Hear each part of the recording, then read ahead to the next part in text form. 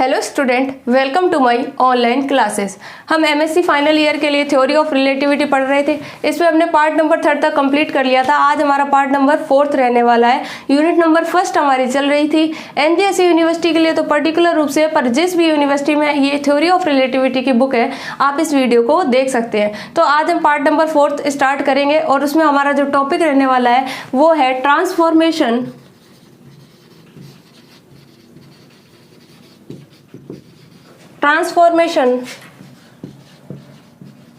formula for Lorentz contraction factor, ये हमारा topic रहने वाला है।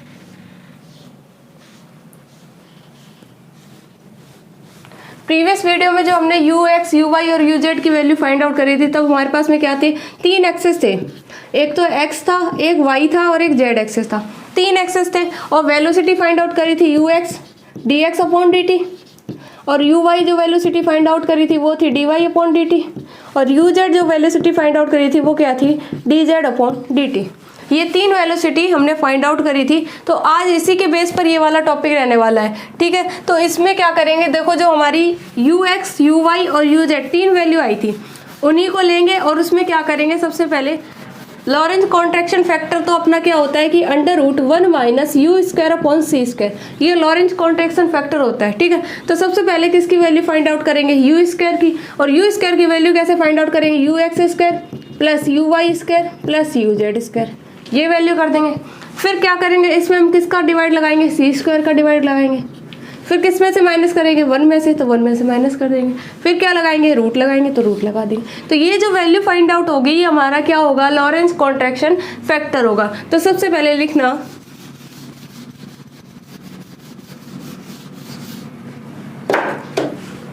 For the transformation of velocities. इससे पहले हमने वेलोसिटी फाइंड आउट करी थी, क्या फॉर्मूले आए थे, ux, uy और uz के साइड में लिख लेते हैं। ux इज इक्वल्स टू, लिखना ux is equals to ux dash plus v upon 1 plus v upon C square ux dash. इसको हमने इक्वेशन नंबर 5 कहा था। ऐसे uy की वैल्यू फाइंड आउट करी थी, वो क्या आई थी, uy dash √1 minus we square upon C square upon 1 plus we upon C square ux dash. इसको इक्वेशन नंबर हमने 6 कहा था। uz की वैल्यू आई थी, वो क्या थी, uz dash √1 minus we square upon C square upon 1 plus v upon C square ux dash. इसको हमने इक्वेशन नंबर क्या कहा था, 7 कहा था। अब इन्हीं 3 इक्वेशन से निकालेंगे किसकी वैल्यू, सबसे पहले यू स्क्वायर की वैल्यू। तो लिख लेना इससे पहले from equation 5, 6 and 7, from equation 5, 6 and 7 we have, क्या निकालेंगे, u square equals to u x square you y square plus you z square. यहाँ तक की वैल्यू लिख ली।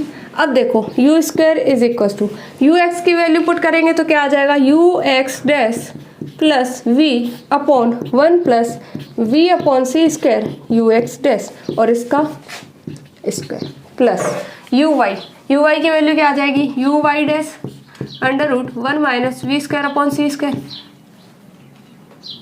अपॉन में क्या था, 1 plus we upon C square you x dash, इसका क्या आ जाएगा, स्क्वायर प्लस यू जेड की वैल्यू क्या थी, u Z dash √1 minus we square upon C square upon 1 plus we upon C square you x dash, और इसका square कर देंगे तीनों का, तो क्या आ जाएगा, u x dash square plus we square plus 2 u x dash v plus u Y dash square, साथ में क्या आ जाएगा, 1 minus we square upon C square plus you Z dash square 1 minus we square upon C square, और upon में क्या आ जाएगा, 1 plus we upon C square you x dash और इसका स्क्वायर। ये किसकी वैल्यू हो गई? यू स्क्वायर की वैल्यू आ गई। ठीक है, अब इसको खोल लेंगे तो क्या आ जाएगा? U square is equal to u x dash square plus ये वाला क्या हो जाएगा? You Y dash square plus ये वाला क्या हो जाएगा? यू जेड स्क्वायर, साथ में लिख लेंगे, plus we square plus u two u x dash v, साथ वाला ये वाला आ जाएगा क्या? माइनस कॉमन निकाल लो, वी स्क्वायर अपॉन सी स्क्वायर क्या आ जाएगा? You Y dash square you Z dash square और अपॉन में क्या आ जाएगा? 1 plus we upon C square you x dash का स्क्वायर। यहाँ तक की वैल्यू आ गई। हमें क्या फाइंड आउट करना है? कॉन्ट्रैक्शन फैक्टर वो क्या होता है? ये वैल्यू होती है। अब क्या करना पड़ेगा? सी स्क्वायर का डिवाइड लगाना पड़ेगा और 1 में से क्या कर देंगे? माइनस कर देंगे। तो लिखना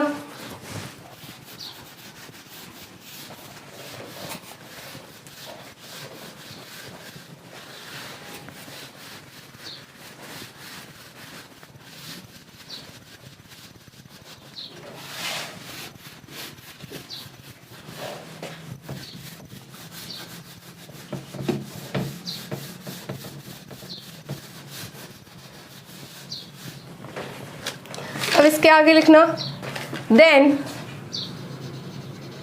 क्या फाइंड आउट करेंगे? 1 minus you square upon C square. ठीक है, तो क्या लिख देंगे? इक्वल्स टू में क्या आ जाएगी? ये वाली वैल्यू, तो यू स्क्वायर अपॉन सी स्क्वायर, इसका मतलब इसमें सी स्क्वायर का डिवाइड लगाएंगे और 1 में से माइनस करेंगे, तो 1 माइनस यू स्क्वायर की वैल्यू क्या आ जाएगी? U x dash square you Y dash square you Z dash square और इसके अपॉन में क्या आ जाएगा? C square plus we square upon C square plus 2 we you x dash upon C square minus we square upon सी की power कितनी हो जाएगी इसमें? 4 you Y dash square you Z dash square, ये वैल्यू आ जाएगी और अपॉन में क्या आ जाएगा? 1 plus we upon C square you x dash और इसका स्क्वायर, ये वैल्यू आ गई। 1 में से इसका एलसीएम ले लेंगे साथ में, तो क्या आ जाएगा यहाँ पर?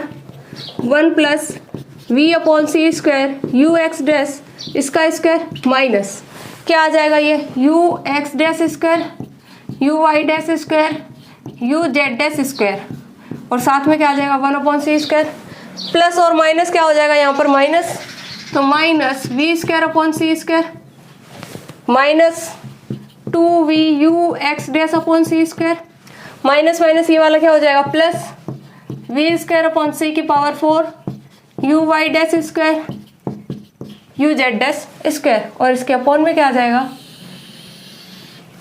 1 plus we upon C square you x dash इसकी स्क्वायर। यहाँ तक वैल्यू आ गई। अब इसका क्या खोल देंगे हम? Square,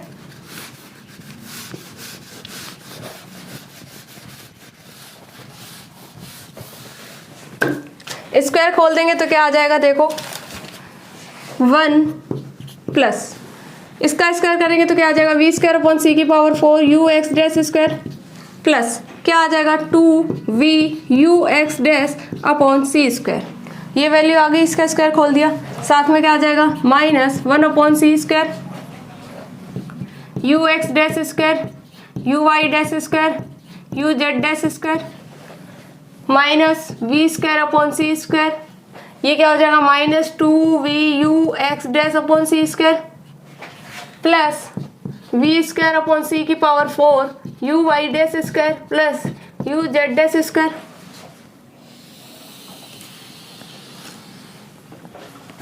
1 plus we upon C square you x dash इसका स्क्वायर, ये वैल्यू आ गई अपने पास में।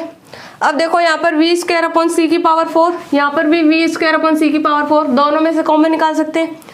2 यू एक्स डैश और वी अपॉन सी स्क्वायर और माइनस का 2 we you x dash upon C square same है, साइन चेंज है दोनों का, तो कैंसिल आउट हो गए। अब क्या बचेगा अपने पास में? 1, इसके साथ में इसको लिख लेंगे तो 1 minus we square upon C square, क्या बचेगा? ये वाला तो इसके साथ में आ जाएगा, एक स्टेप अपनी ये बची, minus 1 upon C square you x dash square you Y dash square plus you Z dash square.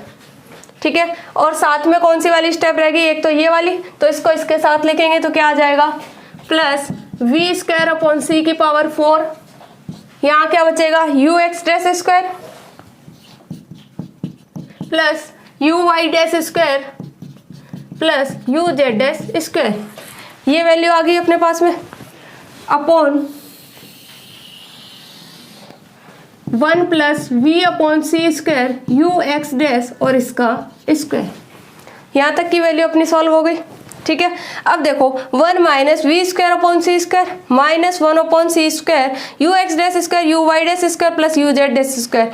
दोनों में कॉमन आ रहा है ना 1 अपॉन सी स्क्वायर भी, तो अब इसमें से कॉमन निकाल लेंगे।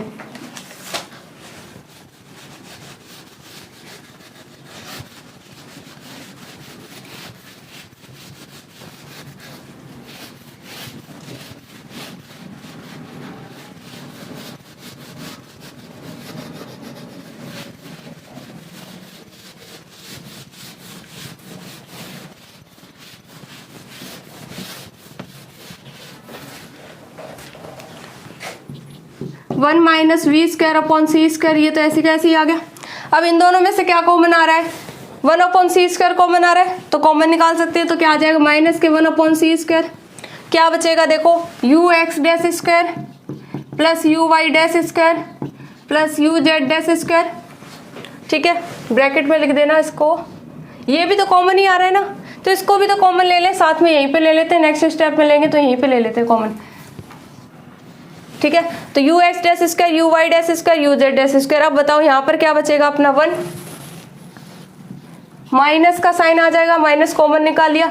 वी स्क्वायर अपॉन क्या बचेगा, सी स्क्वायर बचेगा, क्योंकि सी की पावर 4 है तो 2 तो कॉमन निकाल ली, तो क्या बचेगा 1 अपॉन सी स्क्वायर, 1 अपॉन सी स्क्वायर और साथ में वी स्क्वायर भी है, ये वैल्यू आ गई। और अपॉन में क्या था, अपॉन में 1 plus we upon C square you x dash square, ये वैल्यू आ गई। अब बताओ इसमें से और उसमें से, दोनों में से कॉमन आ रहा है ना 1 minus we square upon C square, तो कॉमन निकालेंगे तो 1 minus we square upon C square, क्या बचेगा 1, यहाँ पर क्या आ जाएगा minus 1 upon C square you x dash square plus u Y dash square plus you Z dash square, ये वैल्यू बची। इसके अपॉन में क्या आ जाएगा 1 plus we upon C square you x dash और इसका स्क्वायर, ये वैल्यू आ गई अपनी सॉल्व करके।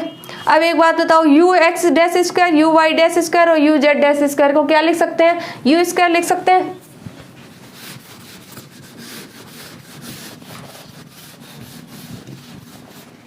तो क्या आ जाएगा ब्रैकेट में 1 minus we square upon C square, इसको क्या लिख सकते हैं हम 1 माइनस 1 अपॉन सी स्क्वायर। देखो यू स्क्वायर की वैल्यू हमने निकाली, तो यू स्क्वायर की जो वैल्यू आई थी वो क्या आई थी, u x square you y square plus you z square, ये वैल्यू आई थी ना। अब एक बात बताओ, यहाँ पर कौन सा फ्रेम है, एस डैश फ्रेम है, इसका मतलब ये किसकी वैल्यू हो जाएगी, यू डैश स्क्वायर की, तो u x dash square you Y dash square plus you Z dash square. तो यहाँ पर पुट करेंगे तो क्या आ जाएगा यू डैश स्क्वायर। ठीक है, इसको और सोल्व आउट करेंगे तो 1 minus we square upon C square, ये क्या आ जाएगा ब्रैकेट में 1 minus u dash square upon सी स्क्वायर। और हम यहाँ पर वैल्यू जो लेकर चल रहे थे वो क्या थी, 1 minus you square upon C square, ये वैल्यू हम लेके चले थे। और क्या वैल्यू आ गई हमारे पास में 1 minus we square upon C square और 1 minus u dash square upon सी स्क्वायर, ये वैल्यू आ गई। अब बताओ क्या करना था, लॉरेंज कॉन्ट्रैक्शन फैक्टर में क्या होता है, रूट होता है, तो बोथ साइड क्या ले लेंगे, रूट ले लेंगे। बोथ साइड रूट लेंगे तो क्या वैल्यू आएगी 1 minus you square upon C square is equals to root 1 minus we square upon C square और 1 minus u dash square upon सी स्क्वायर। ये जो वैल्यू आई है यही हमारा क्या है, लॉरेंज कॉन्ट्रैक्शन फैक्टर है। तो इसको कोई भी इक्वेशन नंबर 8 बोल दो, लिखना इसके आगे यहाँ पर equation number 8 is known as Lorentz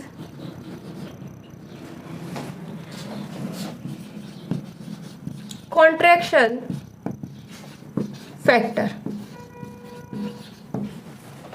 ये हमारा क्या हो गया, लॉरेंज कॉन्ट्रैक्शन फैक्टर हो गया।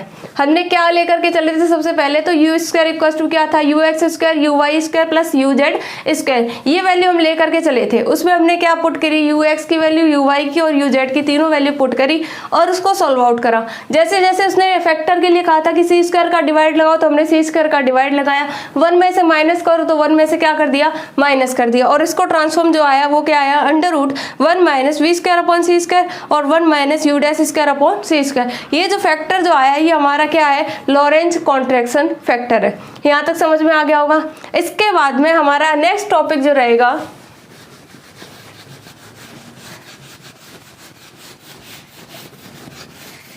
वो हमारे रिलेटिविटी के लिए जो पोस्टुलेट है, वो 2 पोस्टुलेट दिए थे, वो दोनों हम पढ़ेंगे।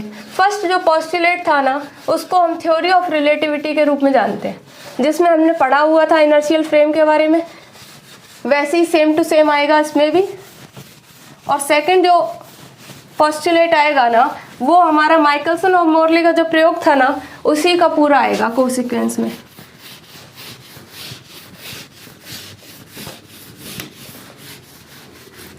नेक्स्ट हेडिंग डालना, स्टिक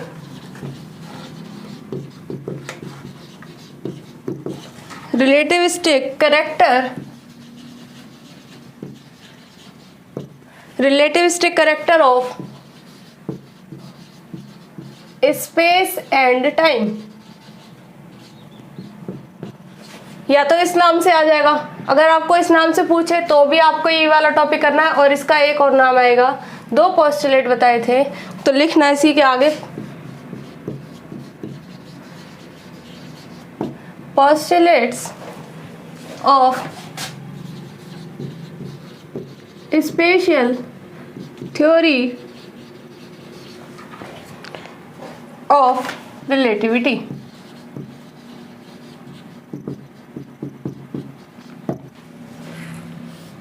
या तो आपको ये वाली हेडिंग मिल जाएगी, या फिर आपको postulate of special theory of relativity, इनके बारे में बात करेंगे। तो इसमें कितने दिए थे इन्होंने, 2 पोस्टुलेट आएंगे रिलेटिविटी में। कौन कौन से आएंगे, तो फर्स्ट और सेकंड कौन कौन से आएंगे। तो फर्स्ट जो था वो एक तरीके से थ्योरी ऑफ रिलेटिविटी के नाम से जाना जाता है। जो हमने फर्स्ट जो वीडियो पढ़ी थी सबसे पहली वाली रिलेटिविटी की, उसमें हमने पढ़ा था इनर्शियल फ्रेम क्या होता है और नॉन इनर्शियल फ्रेम क्या होता है। तो इनर्शियल फ्रेम क्या होता है, अगर आप सभी ने वीडियो देखी तो जरूर याद होगा कि F इक्वल्स टू क्या होता है, एम ए होता है न्यूटन्स के लॉ से। तो इसका मतलब F equals to m a, मतलब कोई बॉडी है, अगर उस पर कोई एक्सटर्नल फोर्स नहीं लगा रहे तो वो क्या है, अगर मूवमेंट में है तो मूवमेंट में रहेगी, अगर वो रुकी हुई है रेस्ट की पोजीशन में है तो रेस्ट की पोजीशन में रहेगी। अगर F equals to m a किसी फ्रेम में लागू हो जाता है तो जो फ्रेम बनता है उसको हम कौन सा फ्रेम कहते हैं, इनर्शियल फ्रेम कहते हैं। ठीक है। और सेकंड जो होता है वो क्या होता है कि F equals to m a applied नहीं हो। जब अप्लाइड नहीं होगा तो उस फ्रेम को हम कौन सा फ्रेम कहते हैं, नॉन इनर्शियल फ्रेम कहते हैं। तो इसका मतलब ये हो गया कि अगर किसी एक इनर्शियल फ्रेम में थ्योरी ऑफ रिलेटिविटी के जो रूल्स है, लॉ ऑफ न्यूटोनियन है या फिर न्यूटन का लॉ है, अगर किसी एक इनर्शियल फ्रेम में लागू है तो वो सारे के सारे जो इनर्शियल फ्रेम आएंगे ना उन सभी में लागू होगा। ठीक है, ये तो नॉन इनर्शियल फ्रेम की बात होगी। अब सेकंड पोस्टुलेट क्या था, तो सेकंड पोस्टुलेट में बात करें तो अपना जो माइकलसन और मोरले का जो एक्सपेरिमेंट है, किसका, माइकलसन एंड मोरले। तो माइकलसन और मोरले का जो एक्सपेरिमेंट है उसमें ये कहा गया था कि वेलोसिटी ऑफ लाइट जो होती है वो क्या होती है, कांस्टेंट रहती है।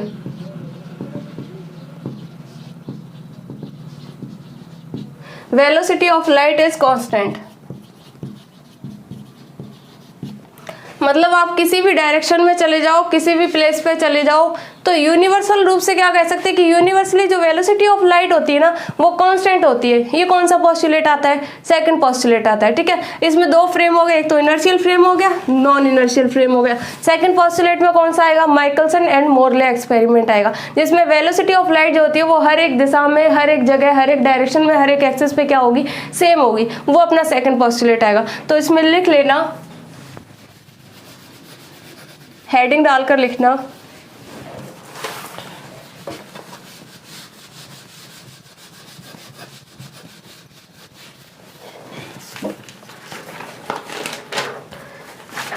In special theory of relativity, heading लगाने से पहले दो लाइन इसके बारे में और लिख लेंगे, लिखना है in special theory of relativity, in special theory of relativity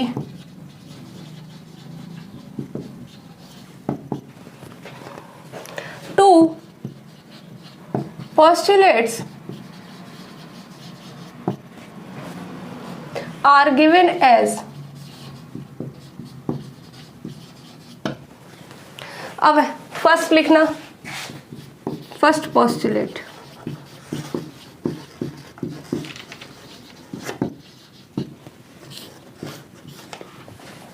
इसमें लिखना the first postulate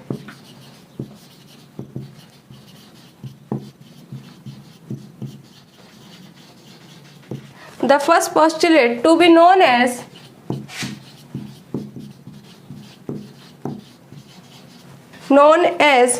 the principle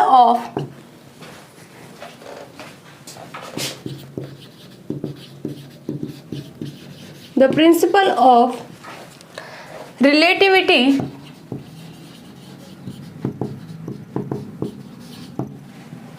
this principle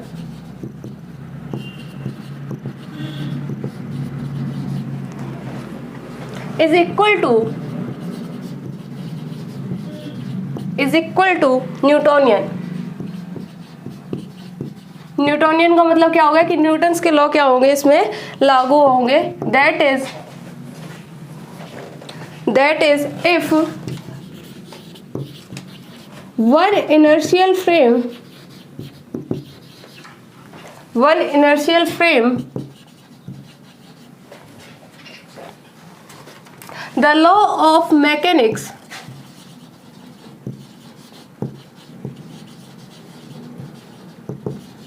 the law of mechanics are true, then in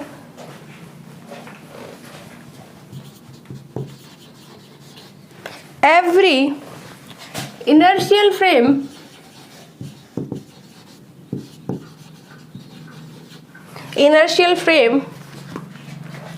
moving with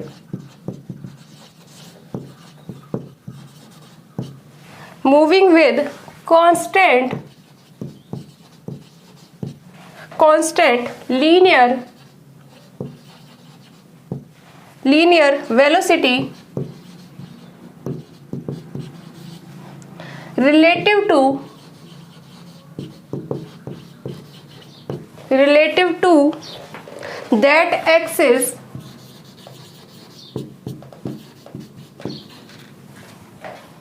is also true,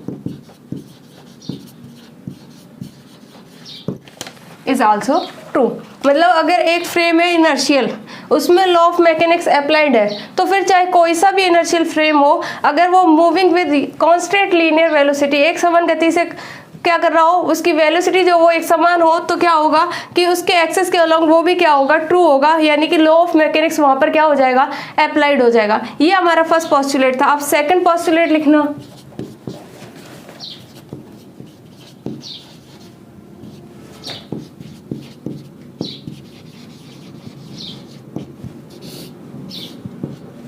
second postulate लिखना, the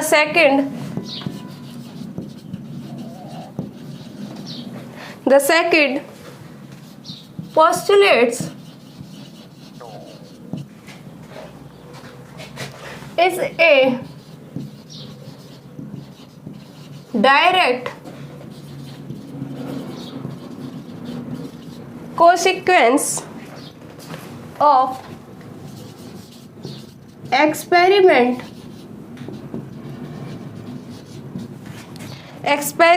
of Michelson and Morley, which demonstrates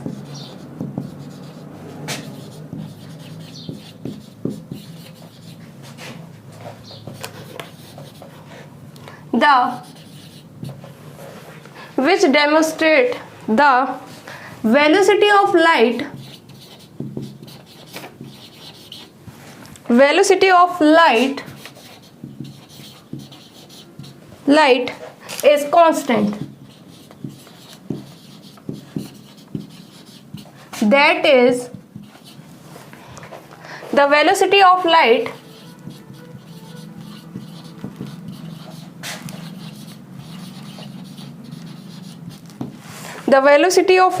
is a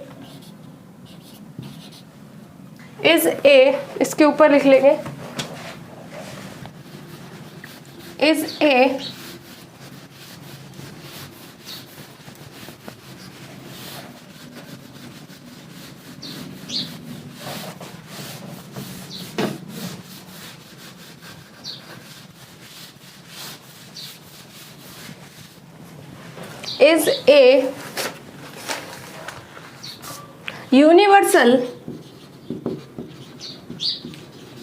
is a universal constant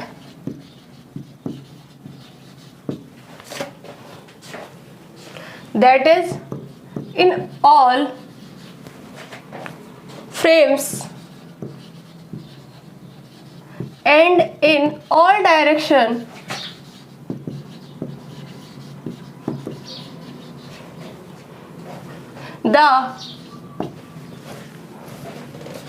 the